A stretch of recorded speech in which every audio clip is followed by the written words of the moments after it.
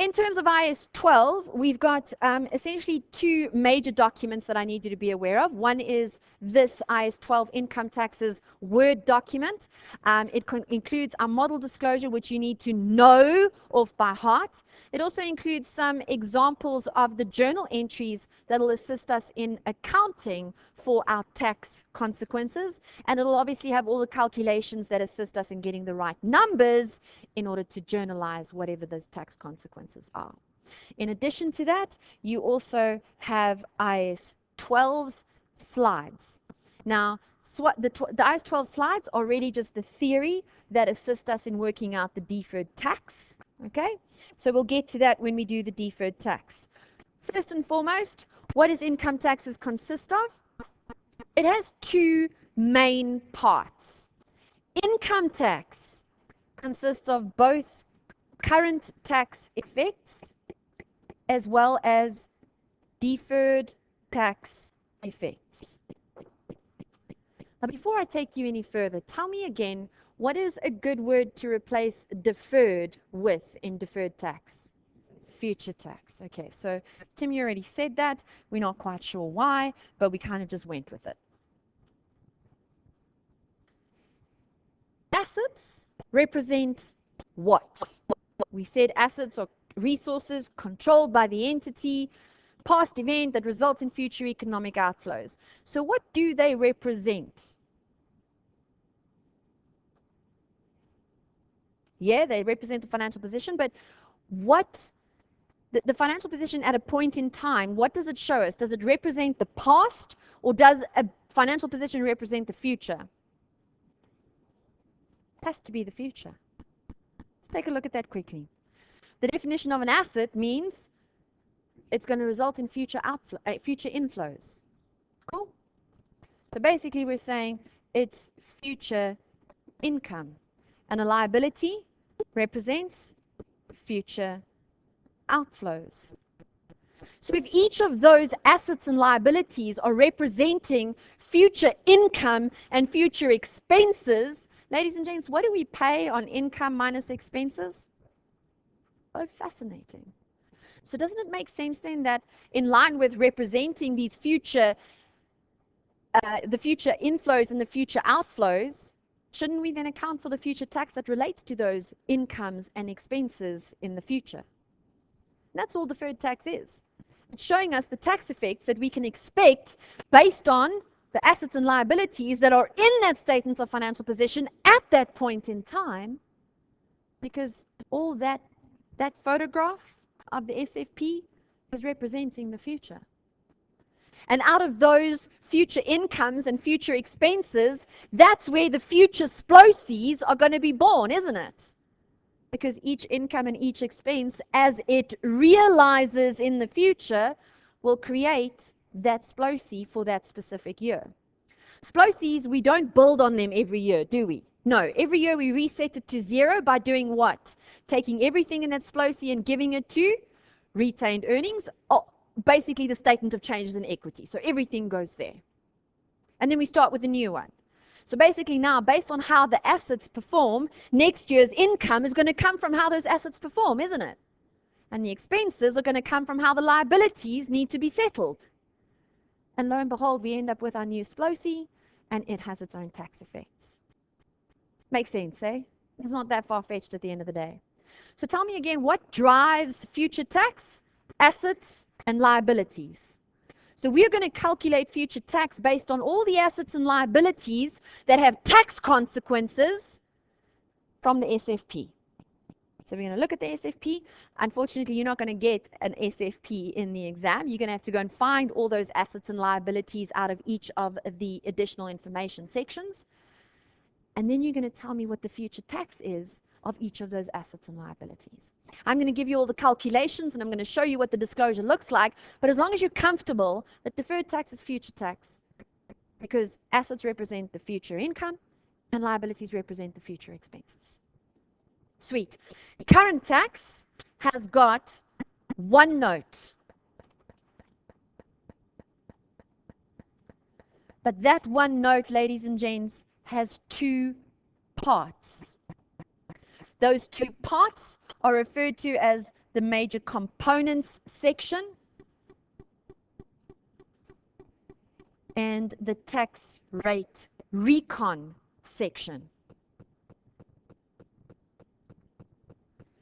Current tax has one calculation that we need to do.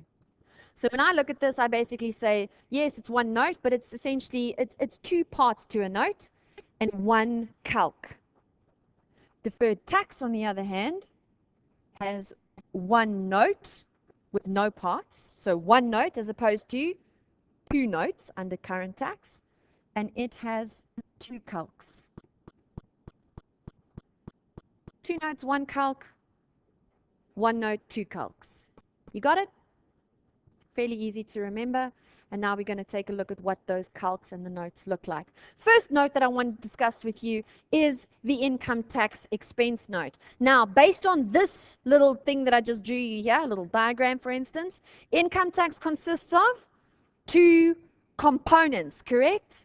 And one of the parts of the note is the major component. So it stands to reason that we're going to have both current tax and deferred tax as components of the income tax expense note. Let's rock and roll. First things first, always gets a name, yeah? Notes to the financial statements for the year ended, whatever that year end might be, February, March, couldn't care less. Every note has a number, so you're going to give it a number. I always you'll see me, I'll write down 4 almost every time for the income tax expense. Don't call it a note, it knows it's a note, you've given it the heading a note. Now, that note has two parts. The two parts are as follows. One is on this page that you're busy with at the moment called Major Components of Income Tax. Whilst you might want to work with your pages now next to each other, because on the other side of the page is the other part called the Tax Rate Reconciliation. And we go back to the Major Components section on the previous page. So you got that? One note, two parts, and you're essentially going to do them also on 2 pages for me. Okay? Works best that way. The major components of income tax, we already also discussed that the major components consist of current tax, oh, I don't want to do that in pink, current tax and deferred tax. Comfortable so far? And then current tax consists of a couple of items. Now, under current tax, we have 4 possible items, but there are 2 of them that it can only be one or the other. And you can see that in terms of it's either an under provision or it's an over provision. So you're going to have one of those, but not both. So essentially for any question, you've got 3 items that you can park under current tax. The first one is SA normal tax. And that we're going to have a calculation for, which in my notes is referenced as working 3. So we'll take a look now at how we calculate that number. One number, and it's a hell of a long calculation, fetching you anywhere between 10 and 17 marks in the exam for one number. So income tax, SA normal tax, that's the calculation that we're going to have a look at under working 3. Then we've got our under or over provision. It is one or the other. Tell me something. When we calculate tax, we do it based on our information that's available to us, and then we send through that tax calc and all of its information to SARS. And then what gets returned to us from SARS? An assessment. SARS says either, they basically mark our homework. They go, yes, we agree, or no, we don't agree with that. They don't allow it, or they didn't tax it, however the case might be. So we basically, when we get our marked homework back in terms of that assessment, we might have over-provided last year or under-provided. Ladies and gents, tax is nothing more than an estimate. Okay, so we use our best knowledge at the time, and then our homework gets marked by SARS. When we get that assessment back, if we have under-provided last year, so SARS comes back and says, sorry, Jack, your tax ain't 10, it's 15, which means we now have to fix last year's. But because it's an estimate, we don't need to go and haul out last year and now start fixing stuff. We simply change it in this year. So if we under-provided, we're going to add it in this year. If it was too big last year, in other words, we over-provided, we'll deduct whatever we over-provided last year, but in the current year. And that's what that over or under provision is for. Okay? Often in the information from UNISA, they'll say to you that the assessment came back with 15 and your tax calculation for last year was 10. From that, you need to see that there was clearly an under provision, and then you need to come and put it here. It's one of the easy marks to forget about or to lose because it's not in every question. So if you've committed this layout to memory, you'll immediately be able to trigger it as soon as you see it. Under over provision, I want to pop that down. The next item under current tax is foreign tax. Foreign tax is something that you are going to come across in our subject here. Foreign tax is calculated on foreign income. So let's assume we did some work in Namibia to the value of 100,000 Rand. And let's assume that in terms of the double tax agreement between us and that jurisdiction, that we are required to pay foreign tax at 40%. So if we did work to the value of 100,000 Rand, we are then going to apply the foreign tax rate. To what? The foreign income. Ladies and gents, UNISA don't always expect you to do that. In other words, they might say to you, you earned 100,000 Rand, but they don't give you the foreign tax rate. Instead, they tell you that the foreign tax is 40,000. Okay, you don't need to use the rate then at all. All you need to do is go and put 40,000 in that line item underneath the calculation for current tax. You comfy? Great, those are the three items there that are relevant. I say three because it's either under or it's over, and that's simply one concept. Then under deferred tax, an easy way for me to talk about it and something that'll stick with you from here on in. Forgive me, some of us, you guys don't always like these analogies or these little things that we make up, but I call them the three pink babies of deferred tax in this disclosure. Deferred tax has three pink babies. They are a movement in temporary differences, a change in tax rate, and ladies and gents, in 3701, we're only going to deal with that third baby in terms of an assessed loss. So you may scratch out the following for me, because that's pretty much everything we need to learn. I'm going to come back to it in a second, but let's rock and roll. Don't call it tax losses carried forward or utilized. It is sufficient for you to simply refer to it as assessed losses, that third pink baby. In 3701, we do not do capital losses at all, so you may put a line through everything that relates to a capital loss. We only deal with capital gains. We do not deal with foreign tax under deferred. We do not deal with the implications of deferred foreign tax. And we also won't deal with under or over provisions relating to deferred tax.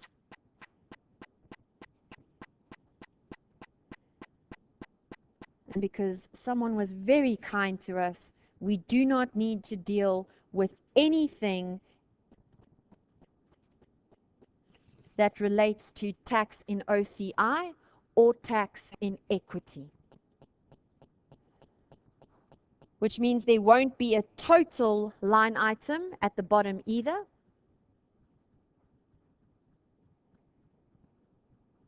Your major components section of the income tax expense note ends with total tax charge or credit in profit or loss. That is the number that appears on the statement of profit or loss, yes? For the line item, income tax expense. So, what I said to you earlier is that you may be exposed to giving me an extract. In other words, it'll start with PBT, it will then have income tax expense, and we will then have profit for the year. The number that I'm after is that income tax expense number. And that's pretty much what we would have calculated by adding the major components, current and deferred, and all their components together. Total tax, and please do change the word charge to expense. The standard is ancient, and when I developed these notes, I did it in terms of the standard, and charge is just ridiculous. So total tax expense for the year. Any questions? Hopefully your page now looks like mine, a lot more simplified. Current tax, 3 things: SA normal, over or under provision, foreign tax. Done? 3 things under current. How many things are there under deferred? 3. And we refer to them from here on in as the 3 pink babies. We've got movements in temporary differences, a change in tax rate, and possibly an assessed loss. Done. That's your major component section of the income tax expense note. Fairly common sense. We'll have a working for a lot of these numbers. The main one that I wanted to highlight for you was that working 3 for the SA normal tax. Everything else in terms of the 3 pink babies, there's going to be a working for that, and we're going to discuss deferred tax separate in terms of these notes. So let's take a look now at the second part of our income tax expense note. It's called the tax rate recon. It is what it says it is.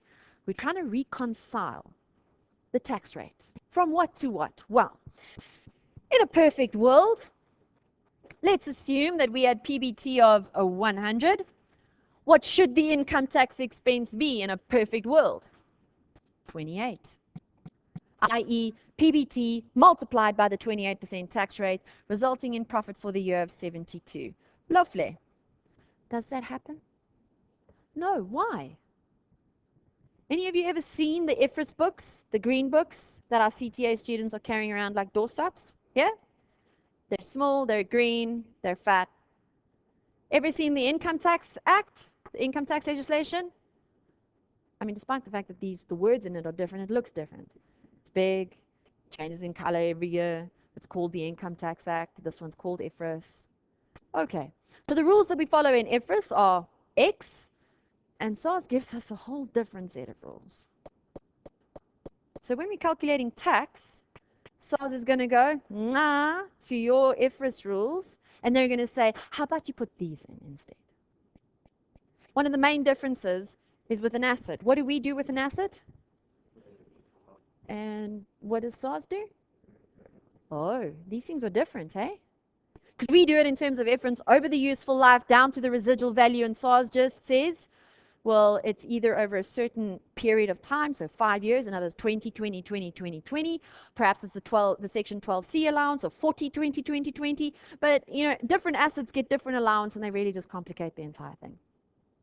Are you clear that there's a difference between these two things? As a result thereof, the amount of tax that we're going to pay is going to be based on not PBT, but taxable income. And ladies and gents, in getting from PBT to taxable income, we've got to take out a whole bunch of IFRS stuff that SARS says, and put in a whole bunch of stuff that SARS says, yes, that's the Tax Act. Try that. Are we clear? So the tax rate that we're going to pay is not 28%. It'll be a different rate. And it's what we call the effective tax rate. So for every entity, every year, there is a different effective tax rate. So we would, let's just go with, expect to see perhaps in this case that we're going to end up with 23, which means we effectively paid 23% tax. Make sense? Sweet. Pardon? You're going to pay more, no doubt. The tax rate recon. What do we start with? What did I say we would like to calculate our income tax expense on? PBT of that 100. So it makes sense that in our tax rate recon that we stipulate and go in with our profit before tax. That profit before tax gets written down. Ladies and gents, just so that you're clear, this is a double line. Okay, so I'm stating it, I'm double underlining it, I'm not starting with that number in terms of a plus or minus. It's literally just on the plate, there we go, we leave it alone. But we're going to use it now, because now what we're going to say is standard tax thereon at 28% would, in my example, as I said before, be 28, yes? And that's what we're going to put down there in that X. And now we're going to show them exactly what's got to go out and what's got to come in based on the Tax Act. And we are going to end up with an effective tax rate calculation at the bottom. That calculation, ladies and gents, follow with me quick. It is the tax expense that we calculate divided by the profit before tax multiplied by 100. So you can see we've got PBT at the top, so it's easy to go find that number when you're trying to calculate this rate. And the tax expense is the very number that you calculate over there. So you use it right there and you simply divide it by the PBT at the top of the page. That tells you exactly how you got to the 23%. Let's now go and have a look at what's in and what's out. Got the calculation? What's in, what's out. SARS says, with relating to the following items, and we call them permanent differences. So in other words, we do something different to what SARS does always. Income. Which income is never taxable? Dividend income. Superb.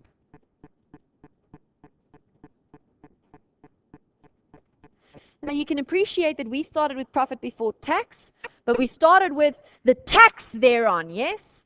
So we've now got to get rid of dividend income because SARS says you don't need to pay tax on it. Hopefully you're all comfy then that we are going to deduct that amount.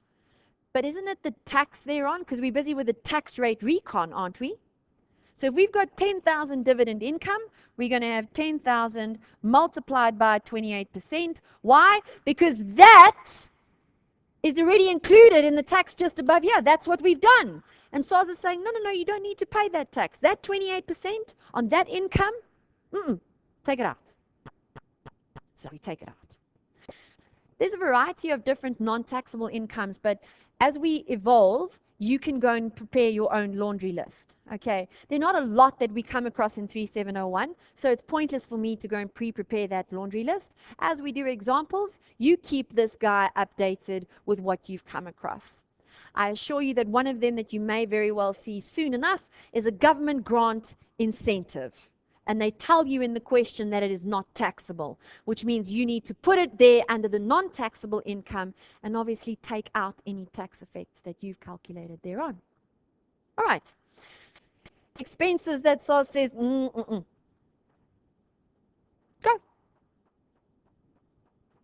Which one? Donations. Lovely. Next. What's that? Absolutely, but we also don't account for that in IFRS. So we'll talk more about that when we get to provisions, okay? There's future expenses, and yes, SARS definitely does not allow those as deductions. What else? Depreciation. On what asset? All assets?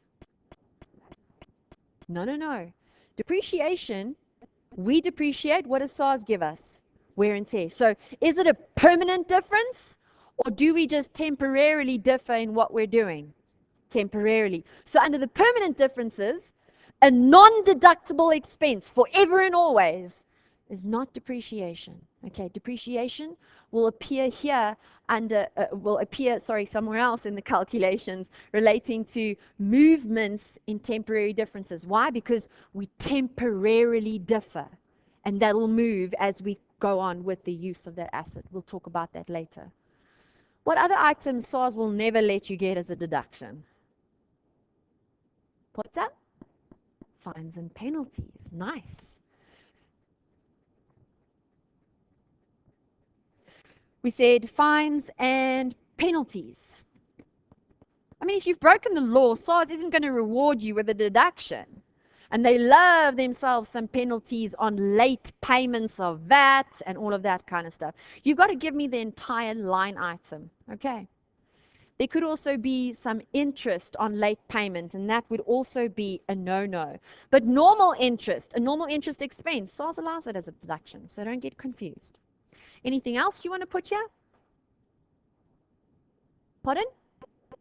Lovely.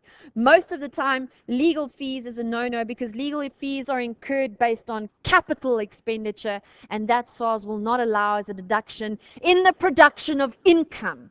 If you've incurred legal fees as part of the production of income, that is deductible. How do I know the difference, Kim? In our question, SARS, UNISA will tell you exactly what to do with those legal fees. Sometimes I say to you, you got legal fees of 10,000 and 60% of it is deductible. Well, duh, 40% of it then is non-deductible, which means that when we came to PBT, we deducted all of these expenses, yes? So what do we need to do with them now? Add them all back. So what are we dealing with here? The tax rate recon. So how much of it do we add back? Just the tax component. So let's assume donations was 1,000. We're going to add back 28% of that. And likewise, if it's 5,000, can you see how the workings work? Can you see where you're going to be writing your workings? On the face of the tax rate recon, easy peasy, half, half. Half, even if your PBT is wrong, you're going to get half a mark. So my circle marks from here on in represent correct concept, wrong number.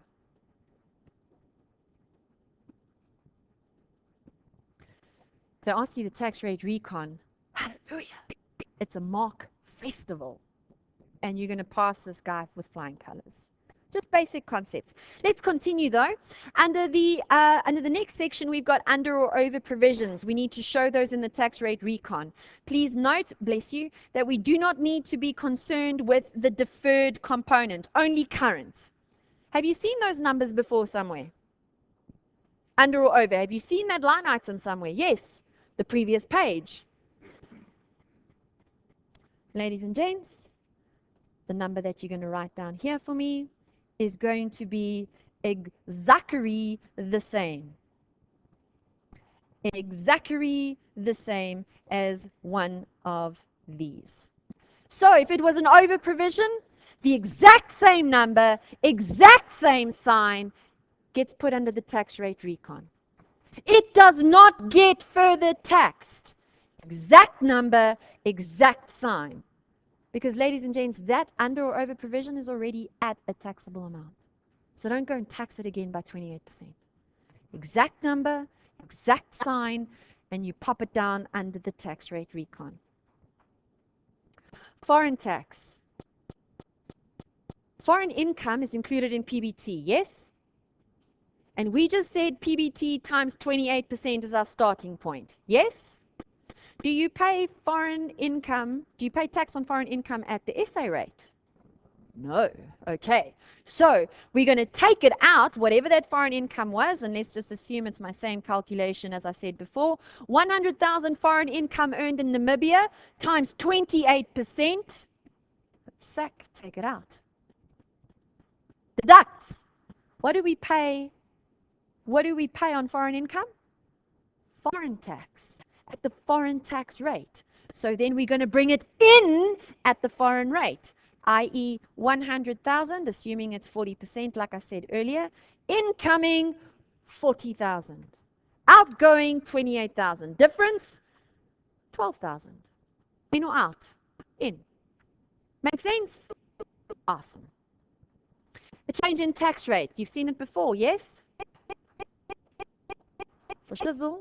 It's one of the other pink babies, isn't it? Same number, same sign. Same number, same sign. Same number, same sign. We good? Whatever it is, I don't care if it's wrong. Just make sure it's the same wrong number in both places.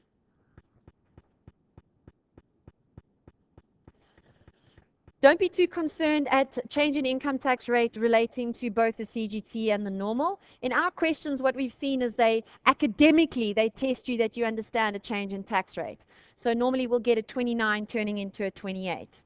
What happened in the real world last year? CGT changed from 66.67 to 80%. So I'm still waiting to go through some of the other example questions. They've told us in our study units, I checked, we are subject to 80% this year. I just need to check if they've included any questions with a change in CGT rate.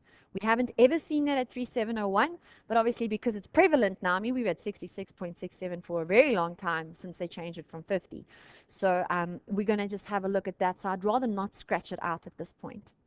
Capital gain tax. We pay capital gain tax on the capital gain component of a profit. Yes? We sell something, we make profit. Then we got to take that profit and we got to break it down into how much of that profit is normal and how much of it is capital gain. How do we determine the capital gain? What component of the profit is that? Any profit above cost. Any amount of that profit that is above cost. So if we had something at a cost of 800 and we sold it for a selling price or proceeds of 900, you got my drift. We've got 100,000 capital gain. Yeah? We'll deal with that shortly as well. So capital gains, do we pay tax on capital gains at 28%? No. So what we need to take it out at is if the capital gain is 100,000, and please note that that is the capital gain component only, you've got to take it out to the SA normal rate, yeah? Because we're not paying it at 28%.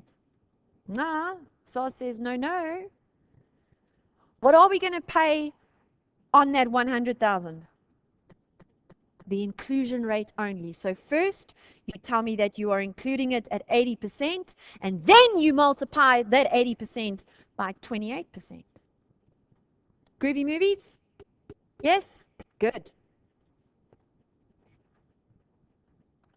And then last but not least, I said to you again, assessed losses. We're not going to talk about it in detail at all tonight. You're going to see it pop up in a variety of the questions and the notes, and the calculations. All you need to know that it is yet another pink baby, and it can appear, if it is in the scenario, it can obviously appear here as well. So it appears both here in the tax rate recon, and it appears in the major component section that we did before. And we'll talk more about that as we experience an assessed loss. It's a lot easier to learn about it in a hands-on kind of question environment rather than theory. There's enough that you need to go and study for me here already. These layouts need to be committed to memory without any question. You comfortable? Income tax expense note, done. Last thing. We ended this one off here with the total tax expense or credit in profit or loss, correct? And I said that that then agrees back to the income tax expense line item in the profit or loss section of this flowsheet. The line item that this guy ends on is the total tax expense or credit in profit or loss. Ladies and gents, the first part of the income tax expense note, which is the major component section, and the tax rate recon are proofs of each other. The most reliable one, which one do you think is more reliable? If you're in an exam situation, they've asked you for the entire note, you've got to do both parts, because trust me, yours is not going to balance. Okay, you're going to do that expense part, and you're going to do the major components part, and you're going to do the tax rate recon, and if you add them both up separately, they're not going to balance. Well, it's the nature of the beast, yes? It's an exam, there's adrenaline, a slightly bit of, haste, and a little bit of stupid mixed in. It's on the day, it's okay. Which one do you think is more reliable as being correct? The tax rate recon. So whatever your tax rate recon number is, you want to know how you make this thing balance. You take that number and you write it down twice. Hoi. Kim, I didn't have time to even add this one up. Look at this lovely number, 723518, and we make it balance, 723518, done. I did not hear that. Yeah, balances, doesn't it? Mine does. Okay. But obviously, when I do these things with you in class, we'll obviously make sure that ours do balance. And hopefully, depending on what the assignment asks of us, we'll try and prove that we got the right answer there as well. If you've left something out, in other words, if you've got the change in tax rate on one side but not the other, it ain't going to balance. If you've changed the signs, it ain't going to balance. If you've left out one of your permanent differences, non-taxable or non-deductible, it ain't going to balance. But it is In terms of what we love in accounting, this is a perfect science. The income tax expense note, done and dusted. You need to go and learn that for me off by heart.